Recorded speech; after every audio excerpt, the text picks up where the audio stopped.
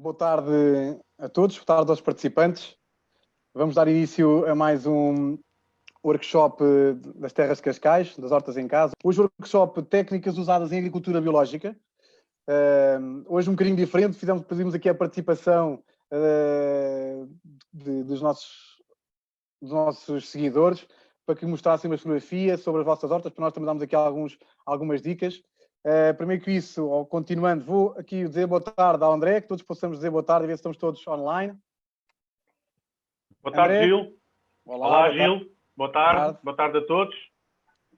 Boa apresentação, pois, também para ti. Miguel Brito. Olá a todos, bem-vindos. Boa tarde. Miguel, e agora a Inês Valente. Olá, boa tarde. Olá, Inês. E a Olá. nossa Teresa Plágio também. Hoje temos a equipa toda aqui. Olá, boa tarde. Olá, boa tarde. Teresa. Três em direto das vinhas. Isso mesmo. a única que foi para a rua.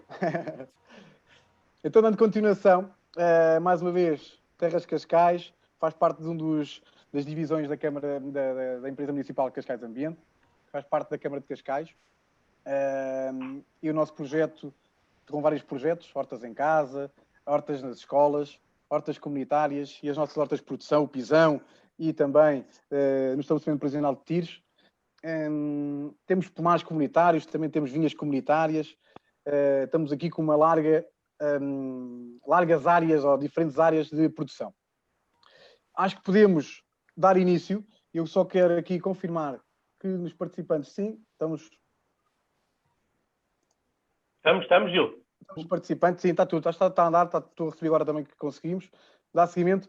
Peço, Miguel, que comeces a apresentação, porque vamos começar por ti, certo?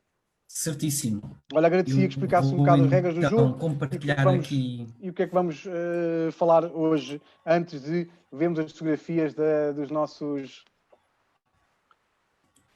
Certíssimo, Gil. Temos então, eu vou aqui passar já para o slide do índice. Portanto, e antes de ler o slide do índice, queria só relembrar que, para além das perguntas que foram colocadas previamente para que nós possamos dar algumas indicações e algumas dicas sobre as vossas hortas em particular, podem sempre colocar as vossas questões no Facebook e na plataforma Zoom, as quais o Gil irá intervir, irá interromper-nos e colocá-las para que as possamos responder. Quanto a hoje, vamos só fazer então uma introdução teórica, todos nós, cada um vai fazer uma pequena parte dela. Vamos falar então de algumas técnicas de agricultura biológica, nomeadamente as rotações, as consociações. Vamos também falar de proteção e regeneração de solo e depois, por fim, vamos então ver as vossas fotografias e poder dar a ajuda que pudermos. É isso mesmo. Miguel, só para reforçar, não sei se ias falar, mas pronto, só para reforçar. Entre cada capítulo vamos ter uma área também para perguntas. Miguel, nós não vamos ter tempo para responder às mesmas ou não, ou se vamos conseguir pôr aqui, mas é só para informar que quem quiser colocar perguntas pode colocar e nós ou vamos responder depois no Facebook, ou então vamos responder aqui diretamente. Temos que ver, temos que gerir o nosso tempo. Certo. Boa. É isso mesmo.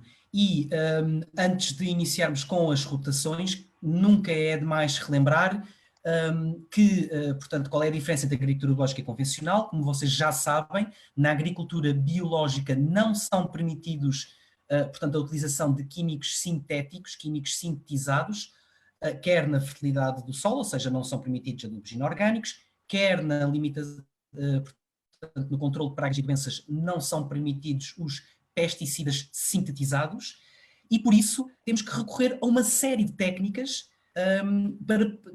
que nos vão permitir ou que nos vão ajudar a não utilizar esses recursos que não são permitidos. Portanto, de tal forma elas são importantes que vamos então abordá-las. Não vou estar a lê-las porque nós vamos atravessá-las todas agora nos próximos minutos. E começando então pelas rotações. O que é uma rotação? Acima de tudo, uma rotação, pela definição, portanto, é uma sequência de culturas numa parcela ao longo de um determinado número de anos, e o número de parcelas onde se faz essa rotação é igual ao número de anos da rotação. Isto parece confuso, mas vai ser já esclarecido e vão ficar a perceber perfeitamente o que é que isto significa. Antes de lá irmos, é igualmente importante perceber para que é que servem as rotações. E as rotações servem para em primeiro lugar, para uma melhor utilização dos nutrientes minerais a diferentes profundidades do solo, o que evita, obviamente, o seu empobrecimento, ou seja, nós vamos rodar culturas, por exemplo, que têm profundidades de raízes diferentes. Uma cultura que tenha raízes a 20 centímetros e uma cultura que tenha raízes a 40 centímetros vão explorar nutrientes a diferentes profundidades. Também as rotações servem para diminuir a incidência de pragas e doenças, ou seja, nós, e o André também vai reforçar esse conceito com as consociações, mas nós não vamos, onde tivemos uma cultura com uma determinada doença, não vamos lá, a cultura seguinte não será uma cultura que é suscetível à mesma praga ou à mesma doença. O mesmo também acontece com o controle preventivo de plantas infestantes e as rotações também servem para aumentar a biodiversidade no solo, porque vamos rodar culturas diferentes, portanto vamos ter variedade de culturas, o que contribui para o aumento da vida macrobiana do solo. Como é que se faz? E aqui sim estamos-nos já a aproximar daquele conceito inicial que eu vos queria esclarecer. Portanto, uma rotação é não suceder plantas da mesma família, ou seja, se num ano eu tenho uma planta da mesma família, que até pode ser um rabanete, que também é uma brassicácea, vamos colocar então outra cultura de outra família. E vamos já ver um exemplo disso a seguir. As rotações também se fazem não sucedendo plantas sensíveis às mesmas doenças, pela razão acima indicada. E também as rotações significa alternar culturas que tenham tipos de vegetação, sistemas radiculares e necessidades nutritivas diferentes. E aí retomamos mais uma vez o conceito de plantas que exploram o solo a diferentes profundidades. É um exemplo disso. E agora sim é aqui que eu queria perder algum tempo, que é no exemplo de uma rotação. E este exemplo é Miguel. não estás-me a ouvir, Miguel? culturas da mesma família. E este exemplo, o que é que ele diz-me, estão-me a ouvir mal? Sim, houve agora aqui uma quebra. Logo no início deste slide, eu penso que todos estão com esse... peço que repitas esse início deste slide. Pode ser, Miguel? Vou. Sim, senhora. Obrigado, Gil. Nada. Portanto, aqui neste exemplo é que vamos então demonstrar como funciona então uma rotação. Este exemplo de rotação é feito, portanto, com 4 canteiros e a 4 anos. Ou seja, para isso temos que escolher culturas de 8 famílias diferentes. Como é que funciona? Se no canteiro 1, e mais uma vez, presumindo que fazemos 2 culturas por ano nesse canteiro, as culturas de primavera-verão e as culturas de outono-inverno. Portanto, se no canteiro 1, na primavera-verão, temos, por exemplo, o tomate, que é uma solanácea, também poderia ser um pimento ou a batata, que também é uma solanácea. Portanto, depois no outono e inverno teremos que ter outra família, que poderá então ser uma alface, uma astrácea, e no canteiro 2, 3 e 4 temos então diferentes culturas de diferentes famílias. Como é que fazíamos então uma rotação do ano 1 para o ano 2? O que é que significa? Que se no ano 1 tínhamos estas culturas, no ano 2 as culturas do canteiro 1 passam para o canteiro 2. As culturas do canteiro 2 para o 3, do 3 para o 4 e do 4 para o 1.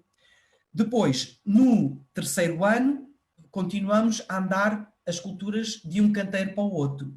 O que é que acontece? Só no 5º ano é que voltamos a repetir as famílias do canteiro 1 nesse mesmo canteiro. Ou seja, durante 4 anos, quer para a primavera-verão, quer outono-inverno, nós nunca repetimos as mesmas famílias. E isto é que seria então um exemplo ou um modelo de uma chamada rotação perfeita, em que literalmente não há repetição de famílias ao longo de 4 anos no mesmo canteiro. Miguel, diz. Podemos dizer que daí a importância do caderno de campo? Ou as nossas dicas para ter um caderninho, não é? Para não nos esquecermos e para colocarmos... Absolutamente, Gil. Não existe não é possível fazer uma rotação sem haver planeamento. Ou seja, nós para podermos cumprir uma rotação temos que planear a nossa horta. Claro que, e daí já vou falar das dificuldades de fazer uma rotação plena, uma rotação perfeita, mas já agora antes disso só mostrar aqui portanto, oito famílias e diversas culturas dentro dessas mesmas 8 famílias, e agora sim consigo explicar algumas dificuldades de fazer uma rotação perfeita. Porquê? Vou-vos dar um exemplo. No inverno, para as culturas de outono e inverno, muitas vezes nós recorremos só às brassicáceas, que são as couves. E ainda por cima, dentro da família das couves, que são as brassicáceas, temos também o nabo, o rabanete, temos a rúcula, a nabiça. Portanto, temos aqui muitas culturas de inverno que são todas brassicáceas. Portanto, nós no inverno vamos ter dificuldade em ter variedade de culturas. E a mesma coisa às vezes no verão, quando nós só gostamos de tomate, pepino e batata, quer dizer, estamos só em curcubitáceas e solanáceas. Portanto, também aí temos que procurar outras culturas que também possamos gostar, a outras famílias. Portanto, a grande dificuldade é, por um lado, nós muitas vezes só cultivamos aquilo que gostamos e restringimos o número de famílias que estamos a utilizar, e por outro lado, no outono e inverno, também muitas vezes vamos sempre optar só por brassicáceas. O que é que eu recomendo no meio disto tudo? Portanto, no meio disto tudo eu recomendo que, pelo menos, e acho que isso vai ajudar, não repetir a mesma família de um ano para o outro. Eu vou-vos dar um exemplo do meu canteiro aqui no meu pátio. Eu tenho um canteiro que faz um L, e portanto tenho, digamos, o lado direito e o lado esquerdo.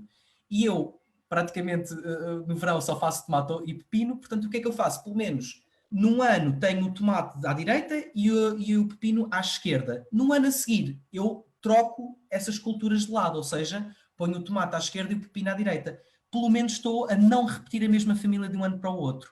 E pronto, em relação às rotações, são estas as nossas recomendações. Vou então retirar aqui do compartilhamento e vou perguntar, Pedro Gil, não sei, provavelmente ainda não há perguntas sobre isto. Sim, não temos ainda perguntas, Miguel. Acho que vamos continuar, se me dás licença, Miguel, porque também, mais uma vez, o tempo também temos limitado e temos bastantes questões que nos enviaram, algumas questões que nos enviaram. Certo. E então eu ia pedir ao André que continuasse a formação, ou a apresentação. Tudo bem. André, então, boa tarde a todos aí? outra Sim. vez. Olá, Boa. Gil. Olá. Olá, colegas que estão aí também no Zoom connosco. Não estão a ser agora vistos, mas estão connosco e vão todos participar. Fiquei eu do meu lado, vou aqui ligar à apresentação, de falar de a questão das consociações. Deixem-me ligar aqui o share. Só um momento.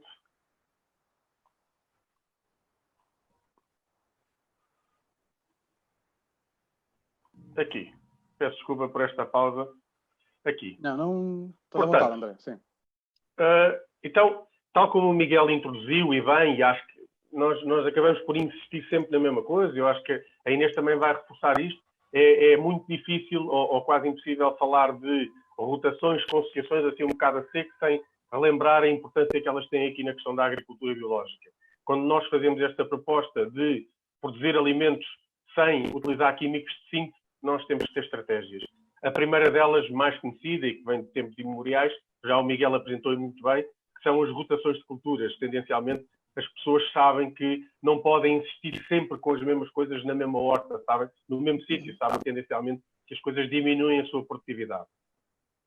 As consociações são um fenómeno também bastante antigo. Há consociações nossas, da nossa cultura, até de culturas milenares, que vêm também de tempos imemoriais. Portanto, desde cedo que o homem se apercebeu que associar várias culturas no mesmo talhão, ou várias culturas uma perto da outra, portanto, o conceito de consociação é exatamente esse, é aproximar culturas de forma a conseguir ter algum benefício com isso, portanto, as culturas conseguirem beneficiar com esse fenómeno, beneficiar, ou uma delas beneficiar e a outra acabar por ser prejudicada, mas a consociação tem a ver com isto, portanto, aproximar culturas para retirar alguma coisa disso.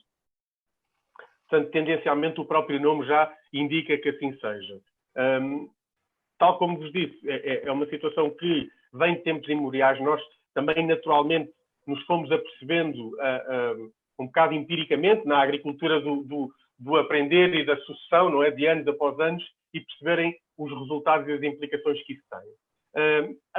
As consociações podem ter uma influência direta, digamos que na produtividade das culturas. Portanto, nós podemos trabalhar com associações para trabalhar produtividade, isto é, quase como efeitos de proteção uma da outra, ou efeitos mecânicos de proteção ao vento, ou podemos falar de consociações com o objetivo de ocupar melhor o espaço, podemos falar de consociações no sentido de tentar gerir melhor a disponibilidade de nutrientes que vão ficando disponíveis na nossa parcela, podemos falar de consociações no sentido de melhor cobertura de solo, e a Inês também vai reforçar este conceito, é muito importante em agricultura biológica ou na agricultura, cada vez mais se percebe isto, a proteção do nosso solo. Portanto, um solo exposto, um solo à vista, um solo em que a terra está à mostra, é um solo sempre que está a ser erodido, que está exposto ao meio ambiente e aos agentes agressivos. E, portanto, nós temos que o proteger para que ele não seja erodido e temos que o proteger também para proteger a vida que lá está em baixo. E as consociações têm um papel importante nisso também. Imaginem que nós vamos fazer culturas em altura, como um tomate. Se calhar é importante nós, por baixo, conseguirmos garantir algum coberto vegetal para que exista aquela proteção do solo que vai ser fundamental, para não estar exposto. Obviamente que as consociações, e nós depois vamos ver isso mais à frente, em agricultura biológica têm outro papel fundamental, que já foi também abordado na sessão das pragas e doenças, que é as consociações são fundamentais para promover a biodiversidade na horta. Portanto, é a consociação que nos vai dar variedade. Nós não conseguimos fazer agricultura biológica com uma monocultura só da mesma cultura. Portanto, isso é um desastre à espera de acontecer. Qualquer pessoa da agricultura biológica sabe disto. Portanto, sabe que muito dificilmente nós apenas com uma cultura vamos conseguir fazer 200 hectares só de milho. Portanto, isto na agricultura biológica é muito difícil. Nós temos que consociar, temos que diversificar, porque é a diversidade e a consociação que nos vai garantir a sanidade da cultura. Portanto, as consociações ganham outro peso na questão da agricultura biológica, porque elas são fundamentais para a limitação das pragas e doenças. Sejam elas pragas, porque nós temos plantas que estão repelentes de insetos, temos plantas que são esterilizadoras de solo, portanto, no caso das doenças, portanto, elas têm um papel fundamental para o controle de pragas e doenças. Nós, nas consociações, e vocês, quem já fez a formação connosco, sabe que existem sempre duas consociações clássicas que nós falamos. Posso-vos dizer que esta primeira que vou falar é de experiência prática do funcionamento dela, serve muito para vos explicar que uma consociação não é eu ter presente na minha horta uma planta de um alecrim e eu considero que todos os insetos que são repelidos pelo alecrim, portanto, já está garantido que eles não aparecem na horta, porque na minha bordadura eu tenho uma planta de alecrim. Portanto, isto não funciona assim, tem que haver muita proximidade, para haver efeito de repelência, que é o que nós queremos aqui entre a cenoura e a cebola, tem que efetivamente haver proximidade. Então, este exemplo que vos vou dar é, portanto, a cenoura, quem já a fez na horta, e há sítios com mais incidência, outros sítios com menos incidência, sabe que tem tendência a ser parasitada por uma larvazinha, uma larva de mosca que faz umas galerias à volta da cenoura e pronto, acaba por a cenoura fica com mau aspecto, às vezes quando a praga é muito forte e com uma potência muito grande, a cenoura fica quase sem interesse e difícil de ser aproveitada. Então qual é aqui a ideia? É nós consociarmos uma planta que nos consiga ajudar a controlar esta praga. E, efetivamente, as cebolas e tudo o que sejam plantas da família das cebolas, que nós chamamos de aliáceas, mas não interessa, mas são as plantas da família da cebola, têm, efetivamente, algum efeito de repelência sobre insetos da família das moscas. Portanto, quem coloca essa larva junto da cenoura é uma mosca e, portanto, a cebola vai aqui fazer um efeito de repelência. Explicar-vos que, por experiência própria, eu já tentei fazer em camalhões juntos, portanto, um camalhão de cenoura e um camalhão de cebola a contar com alguma repelência e não se verifica grande efeito de repelência. Portanto, a repelência só se verifica quando no mesmo camalhão eu tenho as linhas exteriores de cebola e no interior a cenoura. E aí sim notamos diferenças consideráveis. Portanto, este conceito que não basta só colocar ali alguma coisa, eu já lá pus a minha cebola. Não chega. temos efetivamente que garantir que existe proximidade para que esta repelência consiga funcionar. Por outro lado, outro exemplo clássico, e este exemplo, vocês, quando estiverem a fazer a vossa horta, e isto é mais em hortas, não em casa, não de varanda, mas numa horta de ar livre, uma horta de um jardim, uma horta comunitária, vocês vão ver que quando colocarem as vossas couves e se respeitarem o compasso de plantação de uma couve, qual é o compasso de plantação? Portanto, é a distância.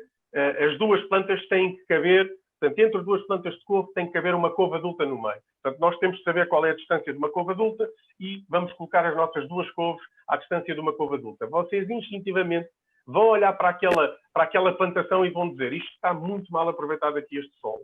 E vão também observar outro fenómeno também que é instintivo, que é, coitadinhas destas plantas da couve, que vão estar completamente expostas aqui aos elementos. Portanto, não vai haver qualquer... Sim. Mais uma vez, desculpa interromper-te, mais uma vez, a importância do planeamento. Muito importante a questão do planeamento. É fundamental. Em agricultura biológica, não existe quase agricultura biológica sem planeamento. Sem pensar como é que vamos fazer, sem pensar como é que eu vou garantir que não tenho pragas. Portanto, o planeamento é fundamental. É uma agricultura muito difícil de fazer assim por é o olho. É o olho, assim, está-me a faltar a palavra, mas é difícil de fazer assim de uma forma mais empírica. Mais espontânea, então, se calhar não, mais espontânea. Mais espontânea, exatamente. Obrigado, Gil. É exatamente isso. Assim, de uma forma mais espontânea, corremos mais riscos. Portanto, o planeamento é importante. Mas estávamos a dizer, vocês se colocassem só as couves, vocês tendencialmente, uma couve de 40 e 40 centímetros, numa linha única no meio, vocês tendencialmente viam logo que estavam a aproveitar muito mal o espaço. E também diria que instintivamente percebiam, coitadinhas destas couves que estão completamente expostas aos elementos, portanto, o sol completamente exposto, expostas a vento, expostas às gotas de chuva que pudessem rasgar o sol com mais força, portanto, muito mais área para nascimento de ervas. Então, o que é que nós, também em agricultura biológica, é uma coisa também relativamente instintiva, podemos fazer? É a adição de uma cultura com um ciclo mais curto, para garantir, e com um ciclo mais curto e de crescimento mais rápido, isto é importantíssimo, para garantir que a cultura de crescimento mais longo, que é a couve, consiga que, quando vai crescendo paulatinamente, tem como companheiras as alfaces, que crescem com uma velocidade muito maior, acabam por todas elas fazer aqui um sistema em que se aconchegam umas às outras, elas se apoiam umas às outras, obviamente, que vai chegar aqui, eu penso que vocês conseguem ver aqui o meu Podes desenhar, André, podes desenhar o que é as couves e as alfaces. Acho que sim, acho que é mais esclarecedor. Eu acho que é bem visto. Até porque as imagens são parecidas, mas... Então, eu vou assinalar aqui, obrigado, Gil. Eu vou assinalar aqui. Portanto, couves, okay? Portanto, tenho aqui as minhas couves. E aqui, em formato de pé de galo, não é uma plantação em pé de galo, digamos assim, portanto, nas laterais, e entre linhas, tenho as minhas alfaces. O que é que vai acontecer? Elas vão crescer paulatinamente. Tenho pena de não conseguir desenhar, porque até gosto muito de desenhar sobre este esquema, porque tem muito que se lhe diga. Mas com o crescimento das alfaces, e as couves, também com o seu crescimento natural, vão chegar a uma altura que elas começam a ocupar o espaço vital uma das outras. Okay? É nesta altura que nós fazemos o quê?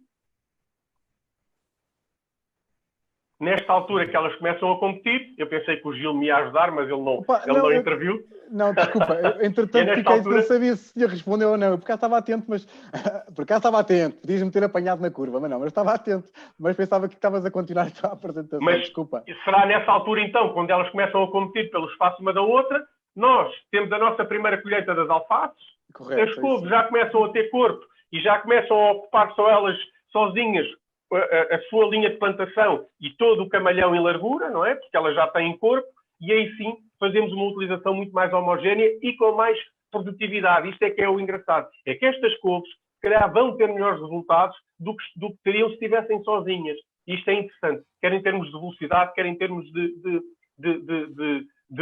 tamanho do produto final. E, portanto, é esta noção que as associações nos podem vir a trazer. Não só uma noção de proteção de culturas, de proteção de pragas e doenças, mas também uma noção de que, se calhar, até estamos a falar de aumentos de produtividade.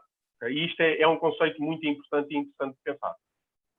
Pronto, então estas são as culturas assim charneira que nós podemos falar em termos de slide. André? Sim.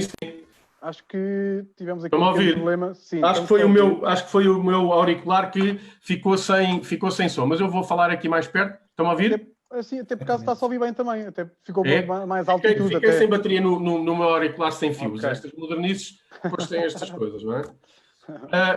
Temos aqui vários exemplos de concessiões. Eu não sei quanto tempo tenho, Gil. Gil, consegues-me dizer quanto tempo tenho? São 5h27 neste momento, André. Quanto tempo já vou da apresentação? Estás com cerca de 7, 8 minutos de apresentação. Ok, então tenho aqui 2 minutitos ou 3 para falar aqui um bocadinho sobre isto.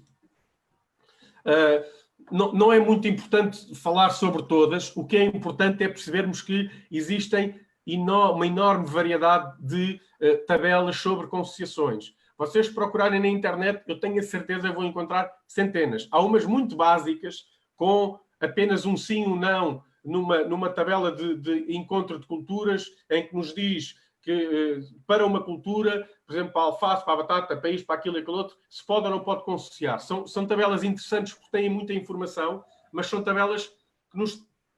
Quer dizer, na prática traduz pouco, porque eu tenho pouca informação se... Tudo bem, diz-me se posso fazer ou não posso fazer, mas não me diz porque é que eu não posso fazer. Ou não me diz que sim, posso fazer porque até é interessante porque controla determinada doença. Portanto, tem pouca informação nesse aspecto e ainda tem menos informação no sentido de como é que se faz. Porque isto não é igual, não se faz, as concessiões não se fazem todas da mesma maneira. Portanto, as concessiões têm um preceito. Há umas que são colocadas na mesma linha, outras são colocadas na bordadura dos camalhões, outras serão colocadas noutros formatos. Há vários formatos em que nós temos que fazer estas concessiões. E, portanto, é importante que estas tabelas de concessiões tenham estes 3 elementos.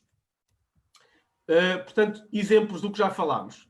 Cenoura com alho francês, naquele caso falámos com cebola, mas funcionaria também com alho francês. Acho que com alho francês faz menos sentido, e eu vou-vos explicar porquê. Porque o alho francês faz sentido haver uma amontoa, e, portanto, eu gerir a amontoa com a cenoura torna-me a concessiação um bocado difícil. Okay? Portanto, eu não aconselharia tanto com alho francês, mas no conceito faz sentido. Outra concessiação muito interessante é a questão do melão com a cebola. Dizer-vos que as plantas da família do melão e da abóbora têm muita tendência, são fracas de raiz, digamos assim, são plantas com alguma tendência a doenças da raiz, doenças radiculares, fungos de raiz, e, portanto, há a associação de uma cebola. As cebolas são conhecidas por ajudarem a esterilizar o solo de fungos patogénicos, portanto, a associação das duas dá-nos aqui alguma segurança de que o melão vai ter uma condição melhor para se desenvolver, com menos fungos que possam ser prejudiciais para ele. Outra concessiação também muito conhecida é o tomate com o cravo túnico, pela repelência da mosca branca. Os nossos tomateiros de ar livre não têm tanta mosca branca. Nas nossas hortas aparece-nos mais a mosca branca nas couves de verão, mas nós podemos usar o cravo túnico para tentar controlar. Okay? É uma boa proposta. E, last but not least, portanto, os últimos são os primeiros, a questão do milho com o feijão é uma das concessiações mais antigas, se calhar, da humanidade. Aliás, ela até muitas vezes é concessiada com uma terceira família, que são as abóboras. E, portanto, o milho, o feijão e a abóbora chamam-lhe até as Três Marias, e é uma das concessiações mais conhecidas e mais divulgadas pelo mundo todo. Por exemplo, os cabo-verdianos fazem-na muito, nós também, tradicionalmente, também a fazemos, milho com feijão, portanto, em que o milho consegue aqui algum azoto que o feijão disponibiliza, isto é, o feijão não vai competir em termos de azoto com o milho, isto é mais correto dizer assim. É o feijão que é uma cultura que não compete em termos de azoto com o milho, porque o milho é muito exigente em termos de azoto. Ao mesmo tempo, o feijão acaba por ter um sítio por onde possa trepar e usar o milho como tutor, e também faz ali uma certa cobertura de solo, ajuda ali também a garantir que exista menos competição com outras ervas infestantes, se calhar muito mais competitivas com o milho, pelo tal azoto que é sempre o nosso nutriente limitante nas hortas. Em termos de concessiações, é isto? Não sei, Gil, se ficou alguma pergunta para responder? Não, André, neste momento estão a participar e acho que até agora dá-me 2 segundos, entretanto Acho que estou aqui a ver. Já agora só aproveitar Sim, para deixar boa, aqui um Miguel, comentário, boa, pode boa. ser. Portanto, eu estava a ouvir o André e estava-me a lembrar de uma coisa que às vezes as pessoas. A agricultura biológica não reinventa a pólvora. Eu diria que se calhar, não sei, 80, 90% das técnicas da agricultura biológica são ancestrais. São técnicas que se deixaram de utilizar porque havia recurso a químicos de síntese e de repente agora, quando nos percebemos que estamos a poluir o ambiente e a poluir a nossa saúde, temos que ir rebuscar aquilo que se fazia antigamente e trazer para o contemporâneo aquilo que aumenta a produtividade e que Concordo totalmente, Miguel. Acho que é, é muito bem dito. Acho que é muito bem dito. que é André, curioso. peço desculpa. Acho que estás ainda com a apresentação publicada. É possível ou não? Estou. Queres Aqui não tirar? consigo. Sim, podemos tirar agora. Pois, não devíamos ter Sim, tirado. Desculpa, sim. tens razão. Não faz mal. Eu também estava a tentar cortar-te aqui a apresentação, mas também não estava a conseguir. É só. Estava. Mas tenho aqui. Já estamos. André, entretanto surgiu aqui uma questão. André, estás-me a ouvir? Estou a ouvir, Gil, Sim, estou a ouvir. ok. Surgiu aqui uma questão da Ana Fonseca. Olá, Ana. Boa tarde. Mais uma vez, boa tarde a todos os participantes. Quem só entrou há relativamente pouco tempo. Estamos a falar sobre técnicas usadas em agricultura biológica. O André acabou de fazer agora a sua parte da formação. André, surgiu aqui uma pergunta de Ana Fonseca. Olá a todos. Olá, boa tarde. Posso pôr Physalis com o quê? Tenho a impressão que mata tudo o resto. É verdade? Sim, o Physalis é uma planta dominadora. Efetivamente Ok. é uma planta dominadora e que com a semente, ela deixa normalmente muita semente e é uma planta invasora. É uma planta invasora, efetivamente. Agora, consociar, ela é uma solanácea, portanto teremos que sempre consociar com plantas interessantes para isso, ok? Eu vejo-a sempre como uma planta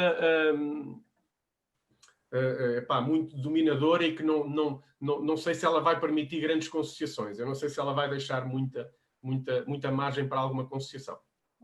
Ok. Temos aqui mais uma outra pergunta, mas acho que vamos responder mais à frente porque não tem a ver com o que acabaste de falar, André. Acho que podemos, até estamos com o tempo, está a correr bem. Eu ia dar agora palavra à Inês. Inês. Olá. Olá. Peço que quando estiveres preparada que compartilhes a tua tela. Então, só um segundo. Ok. Pronto, eu vou falar um bocadinho da proteção e regeneração do solo, que é um tema também importantíssimo na agricultura, em toda a agricultura e sobretudo na agricultura biológica, que tem mais cuidados com o ambiente, com a sustentabilidade. Então, do que é feito o solo, antes de mais, não é? O que é isto do solo? Nós temos no solo uma parte mineral, temos a argila, a areia e o limo, que são partículas de diferentes tamanhos, de diferentes dimensões. Temos a argila, que são as partículas mais pequeninas que existem no solo. Depois temos o limo e depois temos a areia, que já são partículas um bocadinho maiores. E são estas três partículas, estes três tipos de partículas que constituem a estrutura, aliás, a textura do solo. Depois, para além das partículas, temos os nutrientes minerais também. São os nutrientes minerais que vão alimentar as plantas, não é? Que vão servir de alimento às plantas. Depois, para além disso, temos ainda uma parte de matéria orgânica. Esta matéria orgânica pode estar mais ou menos decomposta. Temos uma parte muito importante desta matéria orgânica que se chama humus, e que nós vamos falar também um bocadinho mais à frente. O humus é basicamente matéria orgânica ainda, mas numa fase já bastante avançada da decomposição e tem um papel muito importante no solo. E depois, para além da matéria orgânica, temos um grande universo de seres vivos que habitam o solo, desde organismos um bocadinho maiores, como são os pequenos mamíferos, por exemplo, as toupeiras, os ratos, e depois temos também as minhocas, temos imensos insetos e temos milhões, se não bilhões, de bactérias e de fungos que habitam o solo. E depois, para além ainda desta parte biológica, não é? Desta parte viva do solo, nós temos os poros do solo. que normalmente são preenchidos ou por ar ou por água, não é? Depois, para além disto, nós temos 2 conceitos essenciais que eu acho que é importante que as pessoas conheçam, que é o conceito da textura e o conceito da estrutura. Então, o que é a textura do Sol? A textura tem a ver com a percentagem de argila, de limo e areia no Sol. Nós podemos dizer, quando dizemos que um solo é pesado, normalmente é um solo argiloso, é um solo que tem muita argila, tem partículas de muito pequenas dimensões, e é um solo que vai drenar muito mais dificilmente, não é? E é um solo que normalmente consegue também reter melhor a água e consegue também ter uma fertilidade um bocadinho mais elevada em relação, por exemplo, a um solo arenoso, que é um solo que tem menos estrutura, vai deixar a água passar muito mais facilmente e normalmente tem menos fertilidade.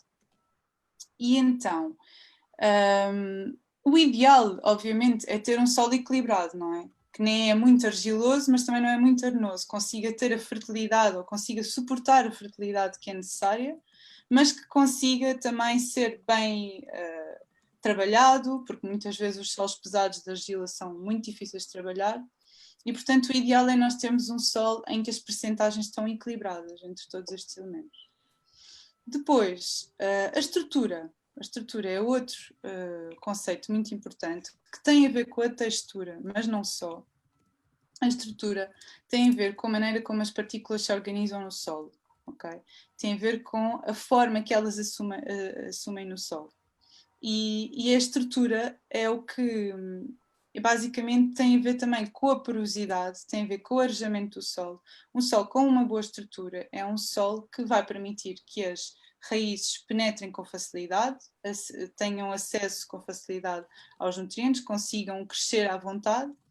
É um solo que vai estar arejado, vai deixar o ar circular por entre as raízes. E esta estrutura é influenciada por várias coisas. É influenciada não só pela textura do solo, não é? Mas é também muito influenciada pela quantidade de matéria orgânica. A matéria orgânica tem uma capacidade no solo de agregar todas estas partículas e então consegue melhorar a estrutura do solo. E por isso é que quando nós temos um solo muito pesado, muito argiloso, difícil de trabalhar, e é o caso dos solos aqui de... Eu ia dizer isso agora, Inês. Eu ia dizer isso agora. É isso. Que nós em Cascais temos isso, solos mais argilosos e que dão mais trabalho. Mas também, pelo que estou... Mas estão mais produtivos, não é? Ou mais ricos, não é? Era isso que estavas a falar, era assim... Sim, exatamente. Eu sei que, pronto, os nossos horticultores, às vezes não gostam do sol porque é muito trabalhoso e porque tem que cavar muito e porque é difícil. E é verdade, duro, é difícil. E encharca muitas vezes, mas é preciso ter noção que esse solo é um solo que com o tempo, se for bem tratado, consegue se tornar num solo muito melhor do que um solo arenoso, se for tratado, se consegue tornar num solo melhor. Ou seja, um solo argiloso tem logo à partida muito mais fertilidade do que um solo arenoso. Por isso, apesar de ser mais difícil de trabalhar inicialmente, se for trabalhado com o tempo, à medida que os anos passam, vai se tornar num solo muito mais interessante do que um solo arenoso. Claro que depende depois também das culturas que se fazem e tudo isso, mas assim no geral é esta a ideia, sim. Depois, ok. Estava a dizer que a matéria orgânica é realmente super importante na questão da estrutura, mas é também a maneira como nós mexemos no solo, e isso eu já vou... A maneira como nós tratamos o solo também é super importante e eu já vou falar mais à frente. Vou passar agora para o próximo. Ok, pronto. Depois temos... Pronto, dentro da parte aqui da matéria orgânica, é importante dizer que há umas partículas no solo que são os complexos argilo-úmicos, que basicamente são partículas de argila, não é? Estas partículas mais pequenas que existem no solo, que se agregam às partículas de humus, que é matéria orgânica já muito decomposta, já no estado final de decomposição. A matéria orgânica, já agora, se calhar, não sei se toda a gente está a par, mas a matéria orgânica provém de tudo o que é seres vivos e que se vão decompor, que vão dar origem a partículas mais simples, mais desagregadas. Seres vivos ou mortos. Sim, é isso, Seres vivos basicamente. que já morreram. Os restos das Sim. plantas, não é? Os restos dos animais que morreram e que vão dar a nutrição ao solo e às plantas, ok? Vão voltar a estados mais simples de organização e que vão dar o alimento que as plantas precisam. E pronto. E então, estava a dizer que as partículas de argila e de humus agregam-se e fazem uma coisa maravilhosa, que é formar um complexo argilo-úmico. E este complexo argilo-úmico tem capacidade de absorver os nutrientes minerais que andam à solta no solo. De outra forma, se isto não acontecesse, estes nutrientes minerais que andam à solta iriam ser muito mais facilmente lixiviados pela água, iam escorrer pela água para baixo do solo, em profundidade. Iam ser perdidos, as raízes das plantas já não iam ser capazes de absorver esses nutrientes, ou pelo menos não em tanta quantidade. E por isso os complexos argilómicos, e por isso é que é tão importante ter matéria orgânica no solo, conseguem disponibilizar estes nutrientes minerais para as raízes. E isto é um conceito importante só para termos a ideia de como é que isto acontece, porque é que é tão importante a matéria orgânica. Então, agora, passando para a parte então da fertilidade do solo, nós queremos sempre um solo fértil, não é? Um solo fértil que alimente bem as nossas culturas, um solo saudável. Como é que nós conseguimos chegar a esta fertilidade, depois de sabermos já estes conceitos? Então, de várias formas, e as técnicas usadas em agricultura biológica, que é o tema deste workshop, são sempre aplicadas no sentido de também melhorar a fertilidade do solo. O solo é hiper importante, é provavelmente o elemento mais importante aqui na agricultura sustentável e biológica, é a base de tudo. E então, nós conseguimos melhorar a fertilidade do solo, não só através das rotações e das concessões, como os meus colegas já disseram, mas também a partir de outras técnicas, como é, por exemplo, a adubação verde, que muito resumidamente é fazer uma cultura, não é, de certas plantas que conseguem melhorar, que conseguem fixar mais nutrientes no solo, isto é o caso das leguminosas. As leguminosas conseguem fixar o azoto atmosférico e são a única família de plantas que consegue fazer isso, e é extraordinário. E não só fixar o azoto no solo, como também melhorar a estrutura do solo, ou seja, normalmente há uma adubação em verde que se faz muito, que é uma combinação de leguminosas e de gramíneas, em que as leguminosas vão fixar o azoto e as gramíneas vão perfurar o solo e melhorar a estrutura através das suas raízes, que são mais fortes. E depois, no fim, são cortadas e são incorporadas no solo, ou seja, tudo aquilo que a planta tirou do solo para crescer vai voltar ao solo, vai se compor novamente. E é uma adubação em verde, faz muito bem. Depois, é muito importante, obviamente, ir sempre incorporando mais matéria orgânica. Em forma de quê? Em forma de composto e vermicomposto, que são as formas mais estáveis e mais completas que nós temos de aplicar matéria orgânica. Também podemos pôr diretamente os restos das culturas, não é? Integrar os restos das culturas no solo. Os nutrientes também vão ser libertados, também a matéria orgânica, simplesmente não vão estar disponíveis para a absorção das nossas raízes tão rapidamente e à velocidade que nós precisamos, não é? Vai demorar um pouco mais. Depois, outra coisa importantíssima é reduzir ao máximo a mobilização do solo. Porquê? Cada vez que nós cavamos, cada vez que nós mobilizamos o solo, nós vamos estar a destruir a estrutura que foi criada pelos micro-organismos todos e pelas raízes e pela matéria orgânica. Okay? E por isso é importante reduzir ao máximo esta mobilização. O que é que isto quer dizer? Em vez de estarmos a cavar a cada cultura que fazemos, cavar em profundidade e trazer a camada mais profunda do solo à superfície, nós vamos cavar uma vez quando instalamos a horta, vai ser uma boa cave, feita com a camada drenante dos restos dos ramos e tudo, como os nossos horticultores sabem. E depois vamos evitar cavar a todas as culturas. Se queremos instalar uma nova cultura e o solo está um bocadinho compacto, vamos buscar a nossa forquilha cavadora, como está aqui a imagem, e vamos arejar apenas o solo. Vamos arejar um bocadinho, criar um bocadinho de arejamento para que as raízes consigam perfurar como deve ser. Isto é essencial. E o último conceito de como promover a fertilidade do solo é também manter o solo sempre coberto. Porquê? Porque um solo coberto vai não só reter mais a umidade, não só reter mais a matéria orgânica, mas vai também estar mais protegido do impacto das gotas da chuva, por exemplo. E ao estar mais protegido deste impacto, vai compactar menos. Ao compactar menos, nós vamos ter de mobilizar menos também. Por isso, cobrir sempre o solo, não só com restos de culturas, ou com folhas, ou com a tal casca de pinheiro, ou com a estilha, ou com palha, seja o que for, mas também com as próprias plantas. Ter sempre plantas no solo, vivas, que cobram bem este solo. Isto é super importante. A ideia do poasio, do solo nu, é uma ideia ultrapassada, que já não se usa. Okay? Pelo menos nesta agricultura que nós promovemos. Agora, eu penso que está tudo. Não sei se temos algumas questões. Obrigado, Inês. Falta só falar um bocadinho aqui da parte da biologia dos seres vivos do solo. Exato. Pronto. Só para acrescentar também. Estás-me a ouvir, Inês? Estás-me a ouvir?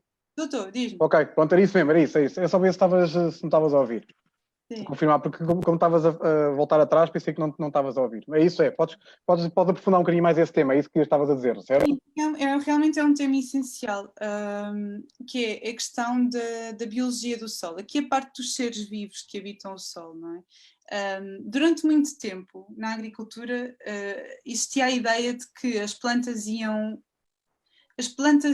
consumir apenas os elementos, apenas os nutrientes minerais que existem no solo. Então, o que nós íamos fazer, nós agricultores, era dar às plantas esses nutrientes minerais, muitas vezes na forma de adubos de síntese, não é? E elas iam beber esses nutrientes minerais, iam crescer e pronto. E tudo o resto, toda esta dinâmica de bactérias, fungos, minhocas que existem no solo, não tinham aqui interação nenhuma com as raízes nem com as plantas.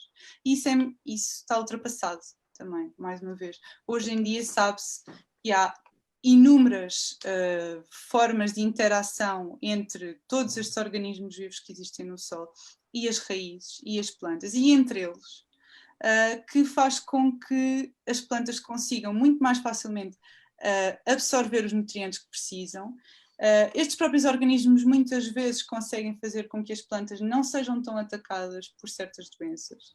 E é esta diversidade que garante que existe uma saúde no solo e que o solo é fértil e é capaz de suportar uma boa produção agrícola. Portanto, Inês, estamos aqui com várias perguntas, quando quiseres. Não, podes continuar, estava só para precaver que temos aqui algumas perguntas que gostava também de fazer a ti e também tanto ao André como ao Miguel, que se depois puderem participar também gostava. Temos aqui já várias perguntas no Facebook. Não te quis interromper, desculpa, mas era só... Não, mas já, por acaso, já tinha acabado. Sim. Ok. Nós temos aqui uma pergunta só um bocadinho, que eu tenho que pesquisar aqui outra vez. Eu penso que seja do Miguel Castro. Entretanto, o Miguel também já perguntou se nós tínhamos respondido. Nós não respondemos ainda, Miguel. Vamos tentar responder agora. Mais uma vez, boa tarde, Miguel. Inês, eu penso que podes responder a esta questão. Uma pergunta básica, porque já havia algumas zonas mais chicas. Os camalhões serem elevados não fornecem as perdas de água na rega. Se as culturas estiverem numa parte mais baixa do talhão ou no rego, não acabam por apanhar e reter mais águas? Obrigado, excelente iniciativa da Cascasamento. Inês, aqui também diria que é consoante a altura do ano, não? Exatamente, sim. Estão a questionar, sim. Aqui a questão, aqui o que está-se a perguntar é se deve ou não elevar um canteiro de plantação. E pronto, a resposta tem a ver com o tipo de solo. Força, Inês, desculpa. Sim. Pronto, exato. Então, por regra geral, o que se faz é que durante o inverno porque chove mais e porque há um maior risco de alagamento do solo, nós elevamos o camalhão e vamos fazer as culturas cá em cima do camalhão, não é? Porquê? Porque vai chover e a água pode drenar mais facilmente e não encharca as raízes. Okay? Durante o inverno, isto depois também depende sempre do solo, obviamente, durante o inverno o que se faz é, até se pode ter um camalhão, mas este camalhão tem assim uma espécie de Tem um rego, Inês, tem um rego. uma espécie de... Olha, eu vou tirar a tua apresentação para que consigamos ver o que estás a fazer. Eu consigo ver, mas... Tenho uma Podemos imagem. tirar. Sim, Eu vou tirar. É isso. Já tirei. Desculpa, Exato. Inês.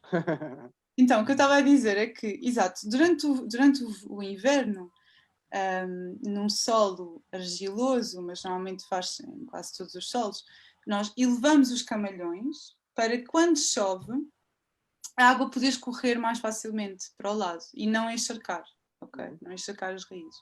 Durante o inverno, muitas vezes esse camalhão também existe, mas tem uma cova, tem uma espécie de cova, um valezinho onde a água consegue ficar mais retida, porque aí nós precisamos de mais água e não queremos que ela escorra para o lado. Não? Por isso, há esta diferença entre camalhões de inverno e camalhões de verão. Sim. Ok. Aqui outra pergunta, Inês. Joana Dorei, Capucho, boa tarde, Joana. Deve-se ou pode-se misturar areia na terra argilosa? E caso se deva, pode ser areia das obras? Olá, Joana. Sim, pode-se. Isto tem a areia, pode-se fazer isso. Deve ser areia de rio lavada, não é? Pois, que as obras podem não ser essa areia, não é? Não temos a certeza se todas as obras têm essa areia. Não é bem a areia das obras, é uma areia de... Pronto. Mais específica. Calhar o André Miguel sabe um bocadinho melhor qual é que é exatamente o nome da areia. Mas penso que a areia de... Eu não ouvi, Inês. Diz. Estão a perguntar, desculpa, eu reformulo. Estão a perguntar, André, se a areia que pode ser colocada num solo mais argiloso tem que ser pode ser uma areia das obras. O que certeza que nós não sabemos. A Inês estava a responder que era uma areia do rio. Eu diria que uma areia de rio lavada não tem problema. Normalmente, quando falamos de usar areia na agricultura, usamos areia de pinhal, o que se chama areia de pinhal. São terras mais arenosas para esse fim. Mas eu penso que a Inês já disse que, antes de colocar areia, vamos para a matéria orgânica.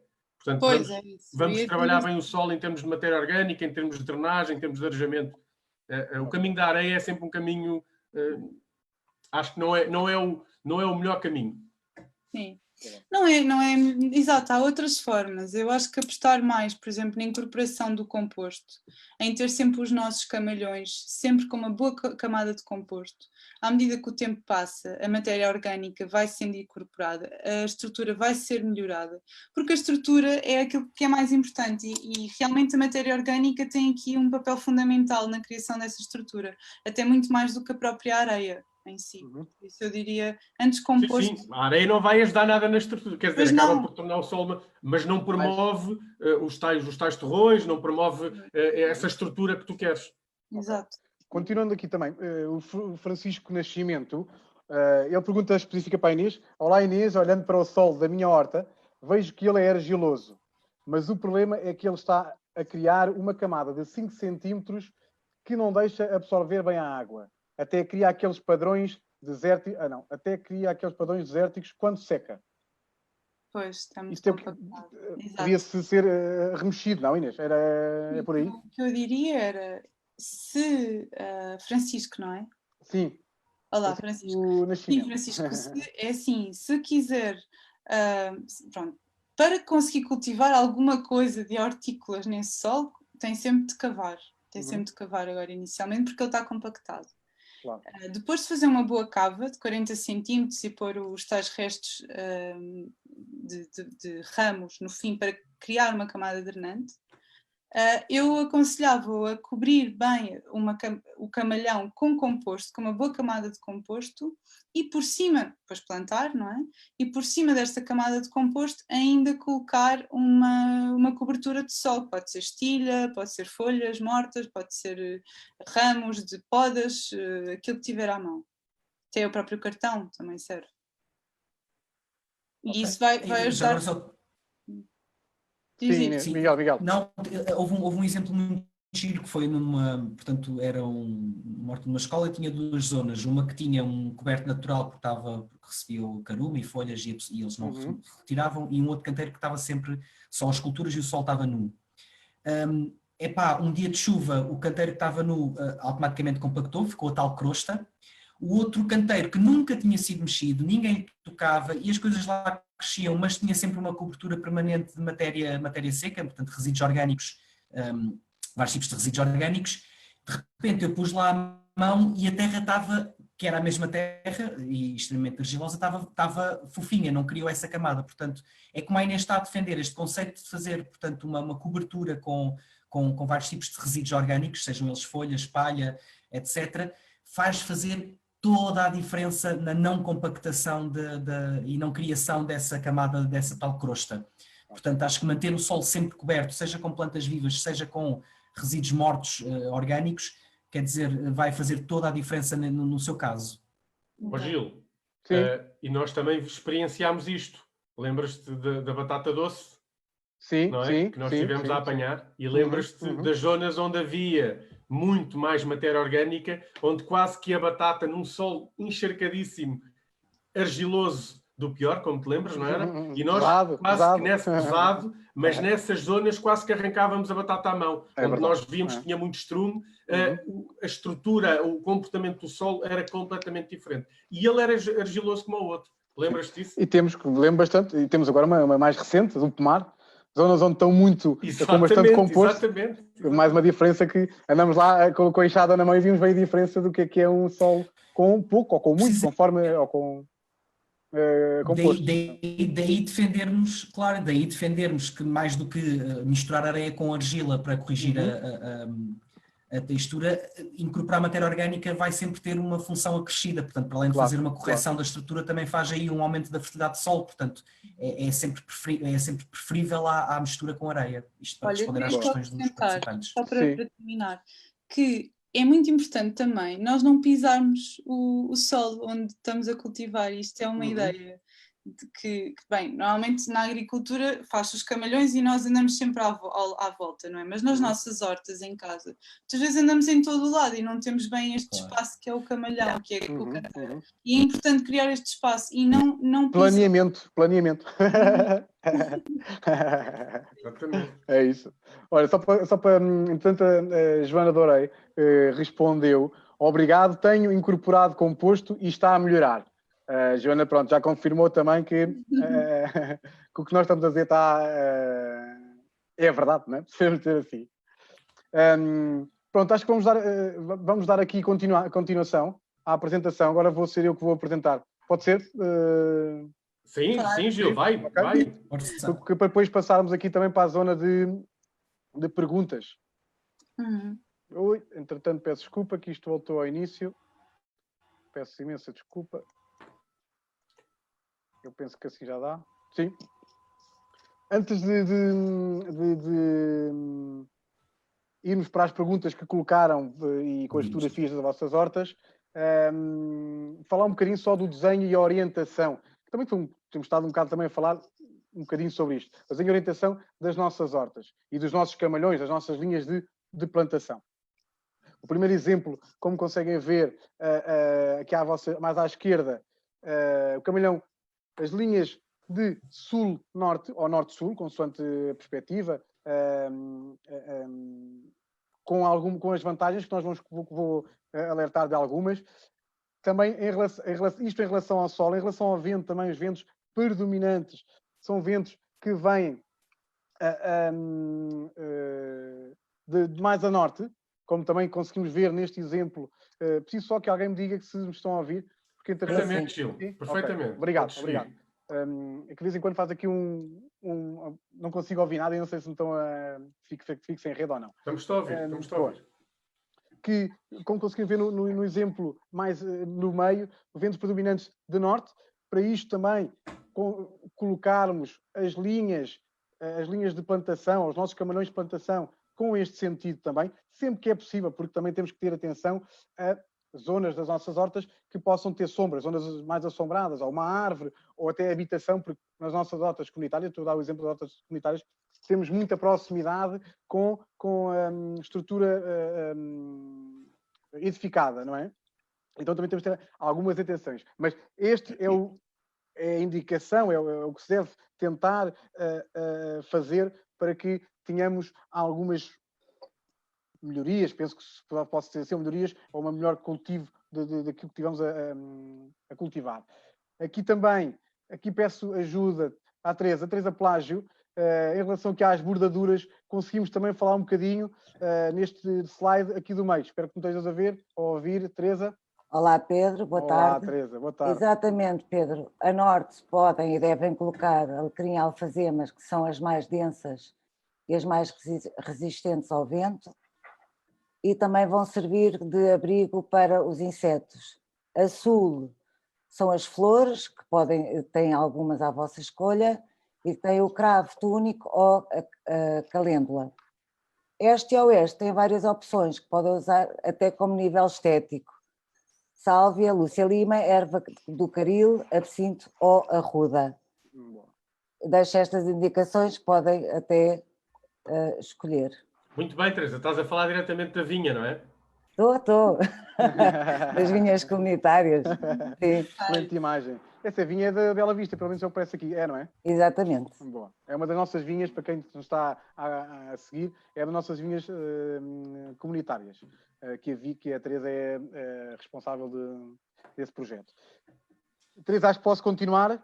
Sim, Gil, estás Boa, obrigado. Nada, aqui, obrigada. com o segundo, ou melhor, a terceira imagem no canto direito, ter atenção, é óbvio que nas nossas hortas comunitárias também acontece isto, e tentar nivelar o solo. Há solos, nem sempre conseguimos ter os solos mais planos, não é?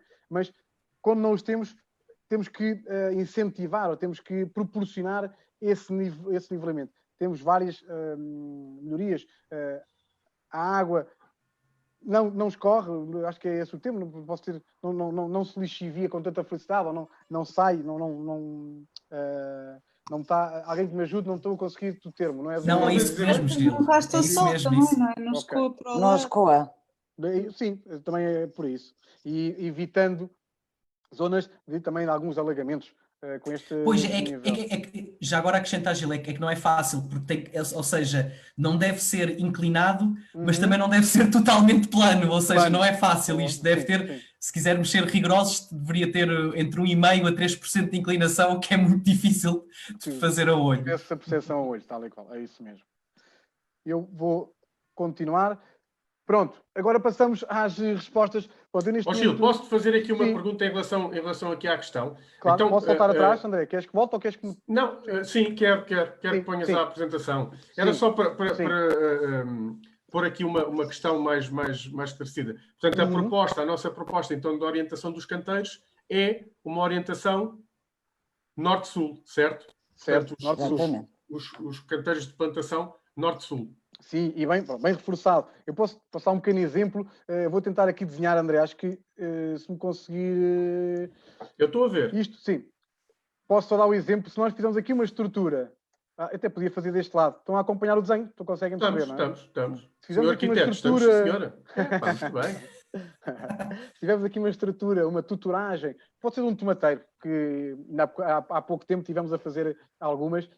O tomate vai crescer por aqui, não é? Vai agarrar aqui com uma linha. Daí tu estás a reforçar o sentido também do vento, certo? Era isso que estavas a tentar. É isso vento mesmo. norte-sul, os ventos predominantes. É isto. Se nós colocarmos, eu vou tentar aqui apagar, peço borracha. Se nós colocarmos, ou melhor, se nós não colocarmos com estas direções, podemos acontecer qualquer coisa como isto. Nós temos aqui os tutores, não é? Dá para perceber aqui a tutoragem, os tomateiros aqui. Se o vento predominante é norte-sul, o que vai acontecer a isto é que isto poderá perder aqui algum desnível. Claro, faz vela diretamente ao vento. Poderá cair, é isso mesmo. Claro. Gil, e outra questão, que é, com esta orientação, não é? Com esta orientação, se calhar, tendencialmente, as pessoas poderiam pensar mas eu vou fazer aqui, coloco as minhas culturas este a oeste, portanto, os meus canteiros de camalhão este a oeste, canteiros de plantação este a oeste, e vou colocando as culturas mais baixas à frente e vou fazendo uma espécie de escadinha de sul para norte, estás-me a acompanhar, em que as últimas culturas são as mais altas. Certo, Mas isto... certo. Isso conseguimos... Desculpa, André. Continua. Eu ia-te dizer Pronto, isso. E tem um problema. Para além desta questão do vento, também tem outro problema, certo. Que é a questão da rotação de culturas, não é? Também.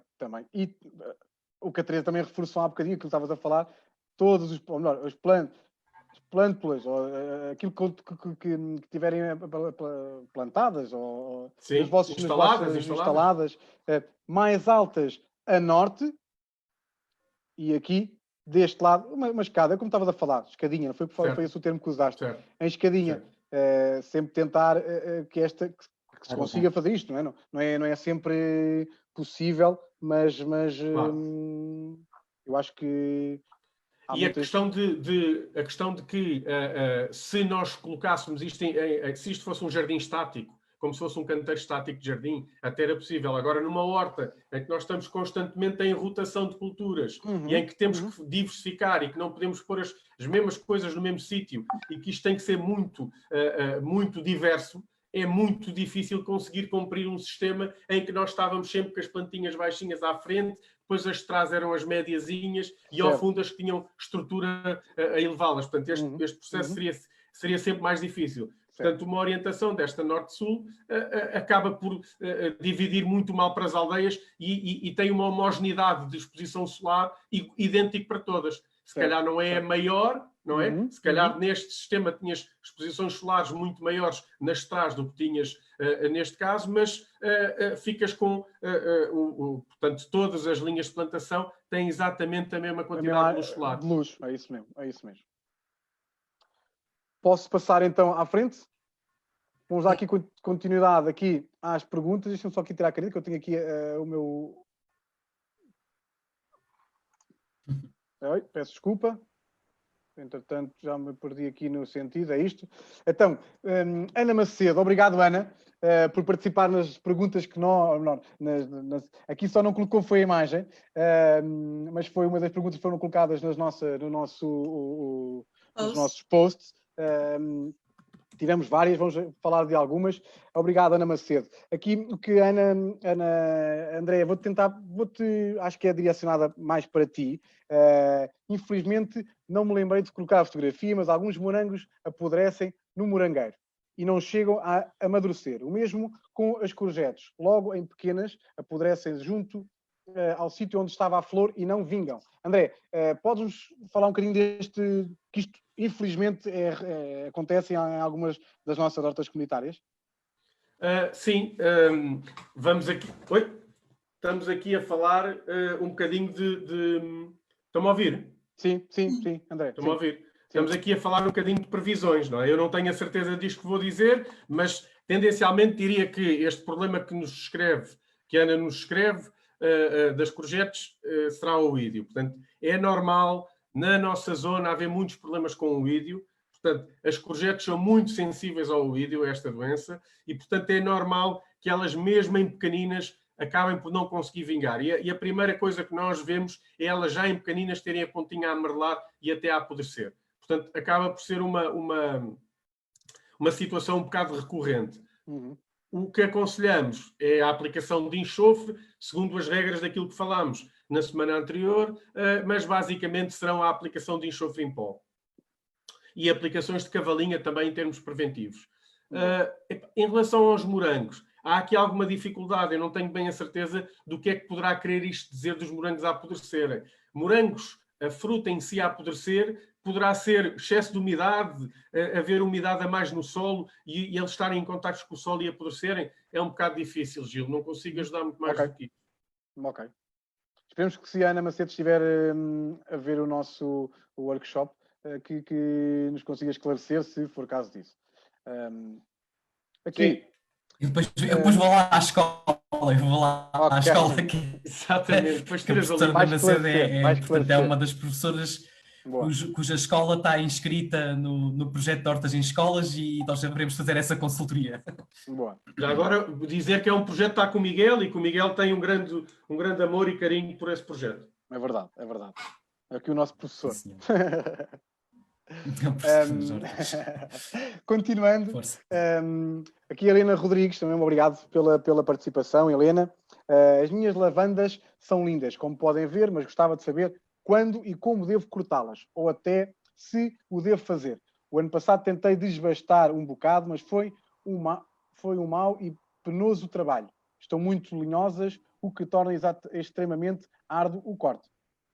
Aqui eu acho que posso dar uma ajuda à Helena, se me dão permissão vocês. Helena, sim, já agora, as lavândulas são a mesma coisa que as alfazemas, por isso é que a imagem estou aqui, porque também nem todos sabemos, não é? Mas é a mesma coisa, lavândulas, alfazemas. Com isto, Helena, nós temos também muitas alfazemas na horta de formação e fazemos até várias vezes um corte. A alfazema é bastante resistente, ao contrário do alecrim, é bastante resistente à poda. Nós podemos, é óbvio que os ramos são mais linhosos, são maiores, nós também os temos lá na horta, é usar um tesourão, que é um alicate, mas com uma ponta de uma tesoura assim, mais bruto do que uma tesoura de poda, usando a tesoura de poda para os ramos mais pequenos, o tesourão para os ramos maiores. Eu diria que, se for na horta comunitária como é, da horta do alecrim, da casa do alecrim, para baixo, primeiro que tudo, baixava um bocado o volume em altura destas alfazemas, para que não faça sombra para as outras hortas vizinhas ou ao lado de onde tem a sua horta. Cerca de 80 centímetros, 70, 80 centímetros, para nós é a altura ideal. Desbastar os ramos maiores, sim, têm que ser desbastados do interior. No interior desbastar porque tira logo muita lenha e abre mais, as plantas ganham mais luz, entra mais luz, não crescem tanto em altura, logo em mina. E depois dá também um corte nas laterais, sim, para que não ocupem muito as nossas parcelas não são muito grandes, e dar um desbaste nas laterais, para que não só para os caminhos, como para dentro da nossa parcela, para que haja também uma maior área de parcela e que as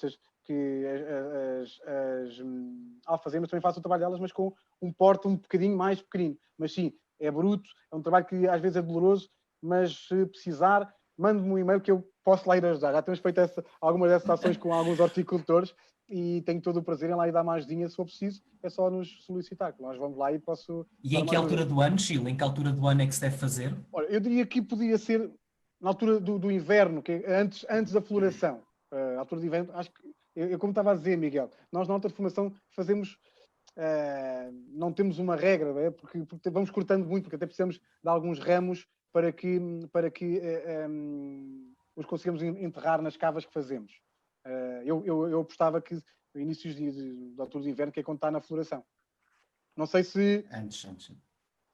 Sim, não sei se sim, mas eu punha por aí. É isso, não, eu acho também concordo, Gil, concordo contigo, sim. Ok, espero que tenha sido esclarecedor. Vou aqui continuar com as nossas perguntas e com as nossas fotografias. Aqui a Joana Capucho, mas obrigado Joana por participar. Tenho um medronho na horta e não queria que crescesse mais do que está. É possível estar sempre a podar? Qual a melhor altura do ano para a poda? Não sei, Inês, podes responder a esta pergunta? Sim. Então, olá, Joana, outra vez. Está muito bonito este medronheiro, antes de mais. É verdade, é verdade. Pronto, então, se o seu objetivo é manter o medronheiro mais baixo, assim, como se fosse uma sebe, não é? Um arbusto, então eu aconselharia cortar as partes mais altas, o ramo que está a ir em altura, não é? Aquele do centro que está a ir em altura. Contudo, pode também desbastar um pouco, se for do seu... Se assim o desejar, pode desbastar um pouco também dos lados, que ele agradece. E é uma vez por ano também na altura vegetativa em que ele não está a dar o fruto. Por isso, sim, eu acho que... Mas sobretudo podar o ramo principal que está aí em altura. Certo. Aqui, acho que posso dizer, na gíria disse na gíria que é tirar a lenha, não é? Tirar a lenha Sim. porque é lenha, porque está muito... a lenha não é isso que nós queremos, não queremos a lenha. Acho que podemos dizer na gíria isso. Uhum. Vamos continuar. Sim, Aqui Gil. há algumas perguntas, ou várias perguntas da Alexandra Araújo. Também obrigado, Alexandra. Eu vou fazer... Olá, Alexandre. Eu vou fazer aqui... acho que vou fazer por pergunta, acho que é mais fácil. E vou depois pedir aqui a ajuda de um dos meus colegas. Plantei sálvia e hortelã. Neste canteiro, costumo retirar folhas secas e deixá-las no solo. São boas práticas? As hortelãs parecem de boa saúde. E a sálvia é sempre mais difícil pegar. Que conselhos me dão para não perder a sálvia? Miguel, acho que podias, tu, mais experiência nos vasos, acho que conseguias dar aqui alguma ajuda. Sim, sim. Boa. Antes de mais, é o seguinte, dar aqui um alerta em relação às hortelãs, e acho que isso acaba por responder à questão, e isto aplica-se quer a um vaso, quer a quem tenha uma parcela de uma horta comunitária. As hortelãs, ou mais vulgarmente, diz, Gil, não me estão a ouvir, estou com um pouco de internet. Eu penso que estás com algumas quebras. 1, 2... Continuas com algumas quebras. Eu não sei se me estão a ouvir todos. Sou só eu ou estão todos a ouvir as falhas? Não sei se agora já... Entretanto, acho que e agora já está melhor, não, Gil? Está melhor agora? Sim, a imagem... Eu estou a ouvir o Miguel. Mas desde que me ouçam é o mais importante. A imagem, olha... Então, podemos continuar, Miguel. Penso que sim. Como estava a dizer, e de facto isto é extremamente importante, quer para um vaso, quer para quem tenha uma parcela numa horta comunitária, as hortelãs, ou vulgarmente chamadas por mentas, são extremamente invasoras, ou têm a capacidade de invadir o espaço de outras plantas. Ou seja, no caso deste vaso, o que vai acontecer é que a hortelã as suas raízes vão enrolar à volta do vaso e vão abafar qualquer outra planta que lá esteja. Portanto, o melhor é deixar a menta isolada neste mesmo canteiro e transplantar, neste caso, a sálvia para outro vaso. Ou seja, quando queremos uma menta, a menta tem que estar isolada. Ou seja, num vaso sozinha, ou então se for numa parcela, até há aquele truque de enterrar um vaso na terra e pôr a menta lá dentro e ela vai estar ali controlada. Portanto, e todas as outras culturas já podem ser misturadas. Ou seja, já pode ser um canteiro. Peço aqui, mais uma vez, ajuda. Uma sálvia e uma Lúcia Lima. O que eu não posso ter é um canteiro com a sálvia e qualquer uma cultura com, se calhar é a minha internet que já não... Eu vou abrir ali a porta, pode ser que ajude, dê-me só aqui um segundinho. Eu não consegui ouvir. Sim, eu também não consegui, pronto, estou com medo de ser só eu, mas pois também eu peço... também não vi mal. Ok. Estão-me a ouvir melhor agora? Eu acho que pode ajudar nós tirarmos os vídeos. Talvez sem vídeo. Ainda não, Gil. Sem vídeo... Nós tiramos os nossos vídeos para... Não, o problema é a minha internet é que está mal. Estão-me a ouvir melhor agora? 1, 2, 3. Então, sim, Miguel, acho que sim, eu acho que sim. Neste momento estamos a desligar os vídeos. Tenta agora. Desculpa por esta... Sim, peço desculpa por esta dificuldade técnica. Só muito rapidamente recapitular. Portanto, a utilização de hortelãs, portanto, ou seja, das mentas, terá que ser num vaso isolado, porque a menta tem características de invasoras. Portanto, nós podemos misturar todas as culturas, exceto as hortelãs. As hortelãs têm que estar sozinhas, é essa a nossa recomendação. Ok. Portanto, transplantava a sálvia para outro vaso. Força, próximo. Sim. Queres que eu leia, Gil? Se calhar é mais fácil. Sim, pode dizer, sim. Obrigado. Portanto, por gestão de espaço disponível na minha varanda, juntei pés de tomateiro e pimento num só vaso, estarão distância suficiente. Portanto, eu aqui, empiricamente, pela dimensão que me parece do vaso, não é suficiente para tanta cultura. Portanto, eu num vaso desta dimensão, que deverá ter cerca de 20 por 20 ou 30 por 30 centímetros, eu colocava apenas uma planta, ou seja, coloco apenas um pé de tomate ou um pé de pimento, único e exclusivamente um. Não vão caber de todo 2 pés de tomate. O que poderá caber. E aqui estão muito mais, não é? Estão muito mais do que 2. Aqui estão imensos. Isto de facto não é Eu viável. consigo 5 ou 6 plantas ali, sim. É bastante. Elas vão andar a competir e a despender energia em de ramos e folhas e não vão fazer aquilo que nós queremos, que é produzir generosamente os frutos. Portanto, eu aqui recomendava então deixar apenas uma planta, quer seja uma de tomate ou uma de pimento, e eventualmente, como essas plantas vão crescer em altura, deixar na camada inferior, pode ser manjericão, uma rúcula, ou eventualmente, ou seja, poderia deixar numa camada inferior, portanto, culturas pequenas, digamos, e depois aí sim ter só um pé de tomate ou um pé de pimento.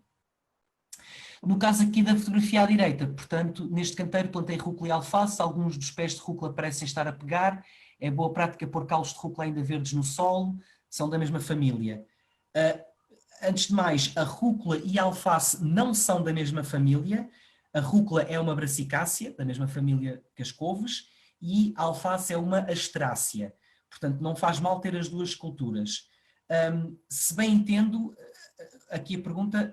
Portanto, a rúcula não propaga por estaca, ou seja, eu para ter uma rúcula, das duas uma, faço um transplante com todas as componentes, ou seja, folha, caule e raiz, e posso transplantar de um sítio para o outro. Agora, ter só um caule de rúcula, ele não vai propagar por estaca.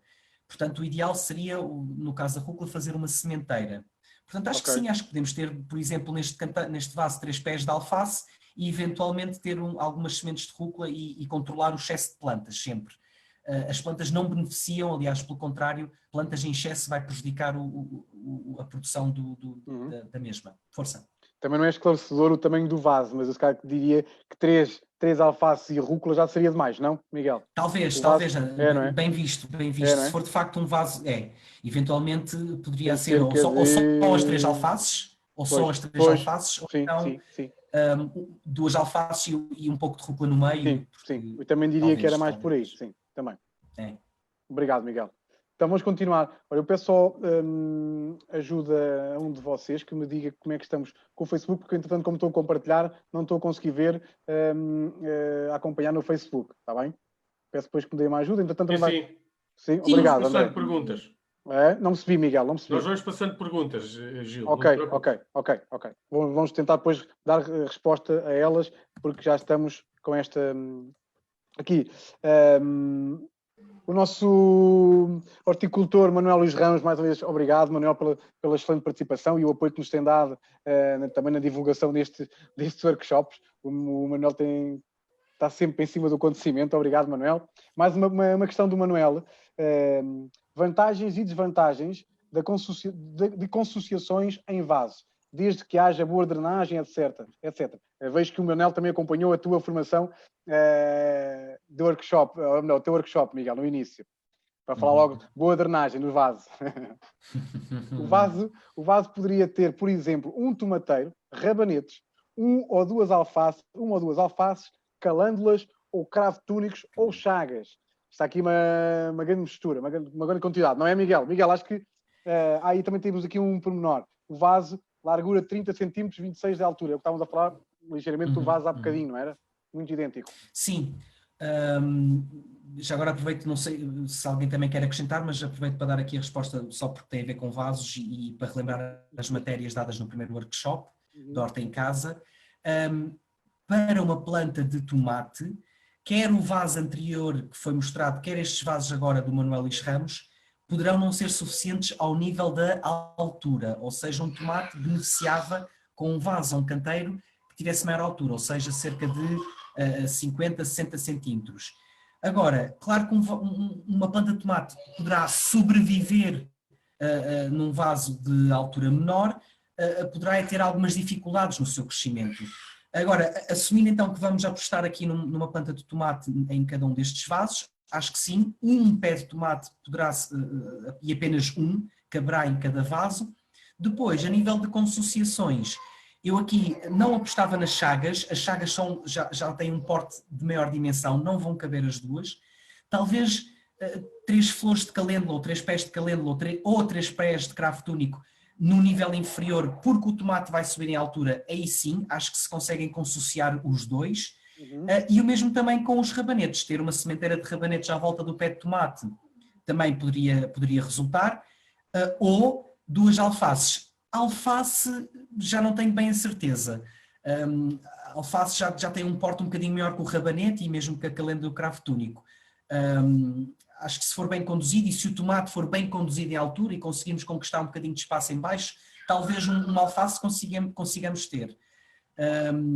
Mas já não é tão indicado. Eu apostaria mais no tomate com os rabanetes ou com as calêndulas e cravos túnicos.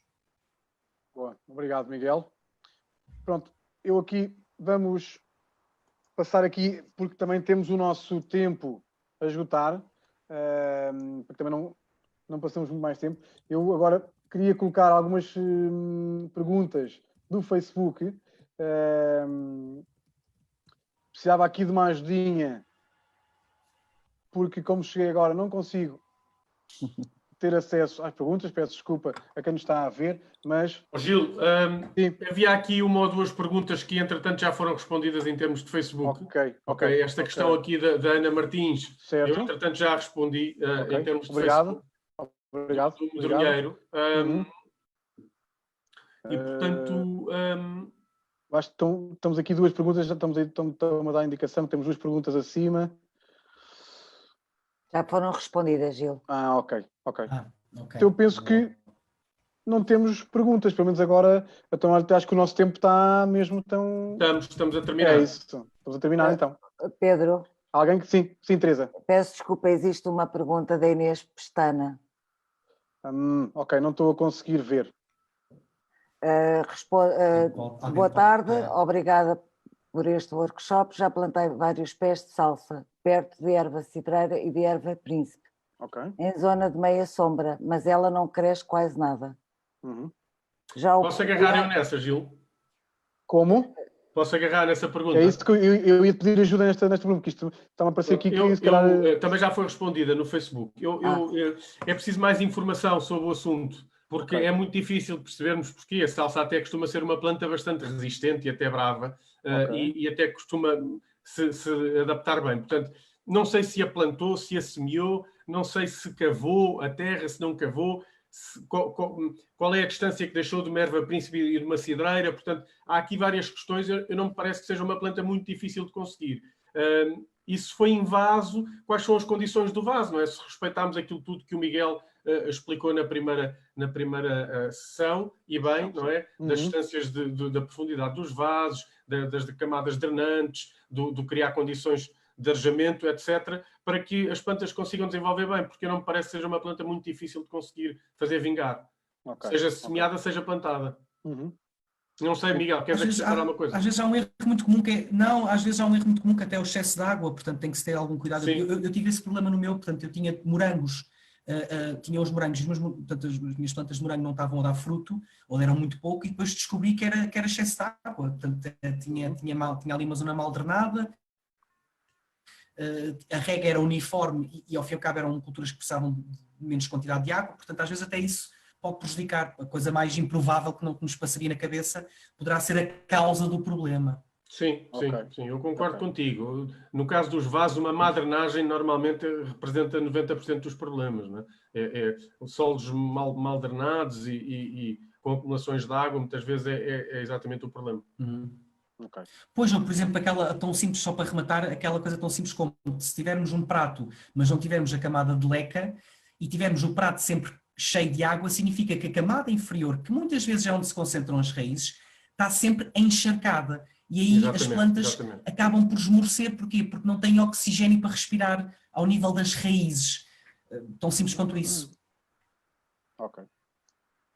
Acho que estamos no tempo.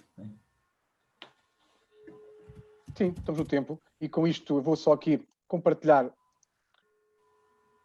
o nosso slide. Agradecer a participação dos meus colegas de divisão, André, Miguel, Inês, Teresa. Estão-me a ouvir? Obrigado, Gil. Obrigado, deixa-me só fazer aqui antes de terminares mesmo. Obrigada. Antes de terminares mesmo, deixa-me só dizer aqui uma coisa, que é, este é o último workshop, não é?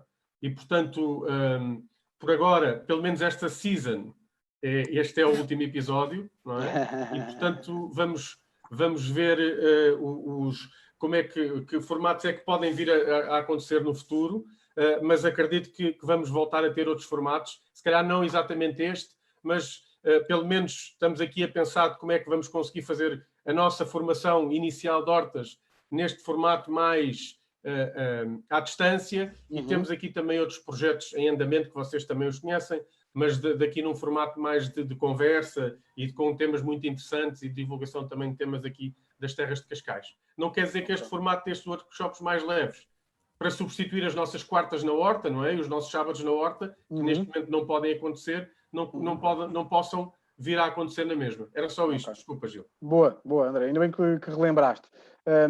Agradecer a participação de todos. Espero que tenham gostado deste workshop. Mais uma vez, se querem juntar à comunidade, inscrevam-se neste link que tem aqui na apresentação, para que também consigam receber nos vossos e-mails, nas vossas caixas de e-mail, todas as informações, todas as ações que fazemos. Os nossos workshops, as formações que fazemos, seja eles como o André falou, e bem, as quartas na horta, os sábados na horta, temos temas específicos, isso podem ser consultados na página Quero Aprender.